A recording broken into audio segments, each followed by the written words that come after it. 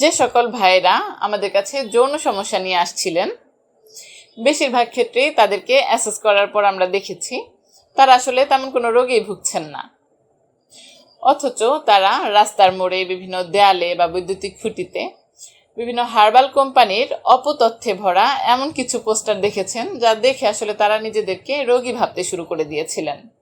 তারপর যখন আমরা তাদের সাথে কথা বলি এবং সঠিক তথ্য তাদের সামনে তুলে ধরতে পারি, তখন কিন্তু দেখা যায় তারা নিজেরাই বুঝতে পারেন যে তারা আসলে অপতথ্যে ভরা বিভিন্ন পোস্টার দেখে বিভ্রান্ত হচ্ছিল, আর কিছুই নয়।